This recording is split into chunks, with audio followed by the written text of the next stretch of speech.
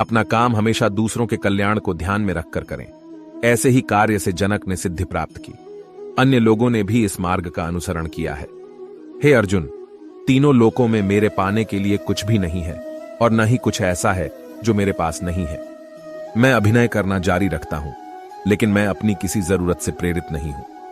अज्ञानी अपने लाभ के लिए काम करते हैं अर्जुन।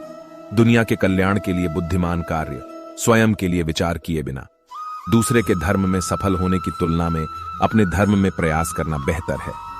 अपने धर्म का पालन करने में कुछ भी नहीं खोता है, लेकिन दूसरे के धर्म में प्रतिस्पर्धा भय और असुरक्षा को जन्म देती है।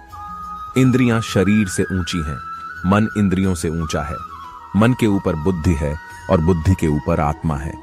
इस प्रकार जो सर्वोच्च है उसे जानकर आत्मा को अहंकार पर शासन करने दें। स्वार्थी इच्छा वाले भयंकर शत्रु का वध करने के लिए अपनी शक्तिशाली भुजाओं का प्रयोग करें। अर्जुन, आप और मैं कई जन्मों से गुजरे हैं। तुम भूल गए हो, लेकिन मुझे वे सब याद हैं। कर्म करो, फल की अभिलाषा मत करो। जो कोई भी जिस किसी भी देवता की पूजा विश्वास के साथ करने की इच्छा रखता है, मैं उसका विश्वास उसी देवता में दृढ़ कर देता हूं। कर्म मुझे बांधता नहीं, क्योंकि मुझे कर्म के प्रतिफल की कोई इच्छा नहीं। समय से पहले और भाग्य से अधिक कभी किसी को कुछ नहीं मिलता है। प्रबुद्ध व्यक्ति सिवाय ईश्वर के किसी और पर निर्भर नहीं रहता है। सदैव संदेह करने वाले व्यक्ति के लिए प्रसन्नता ना इस लोक में है, ना ही कहीं और।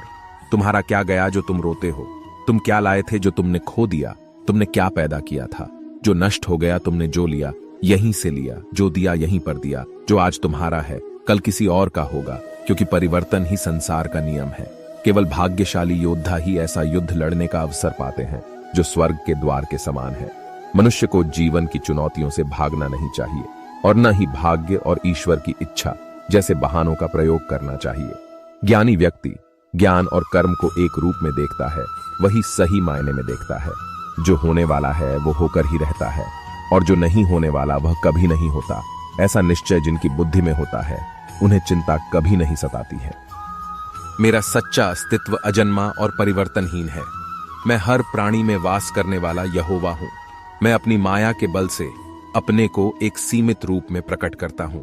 जो लोग मुझे अपने स्वयं के दिव्य स्व के रूप में जानते हैं, वे इस विश्वास से टूट जाते हैं कि वे शरीर हैं और अलग प्राणियों के रूप में पुनर्जन्म नहीं लेते हैं। ऐसा अर्जुन मेरे साथ एक है। स्वार्थ, भय और क्रोध से मुक्त होकर मुझसे भरकर मेरे सामने आत्मसमर्पण कर दिया। मेरे अस्तित्व की आग में शुद्ध हो गया। कई मुझ में एकता की स्थिति में पहुंच गए हैं। कर्म मुझ पर इसलिए नहीं टिकते क्योंकि मैं उनके परिणामों से जुड़ा नहीं हूं। जो लोग इसे समझते हैं और इसका अभ्यास करते हैं, वे स्वतंत्रता में रहते हैं। बुद्धिमान यह देखते हैं कि अकर्म के बीच में कर्म होता है और कर्म के बीच में अकर्म होता है। उनकी चेतना एकीकृत है और प्रत्येक कार्य पूर्ण जागरूकता के साथ किया जाता है। तुम क्यों व्यर्थ में चिंता करते हो? तुम क्यों भयभीत होते हो? कौन तुम्हें मार सकता है? आत्मा न कभी जन्म लेती है और न ही इसे कोई मार सकता है।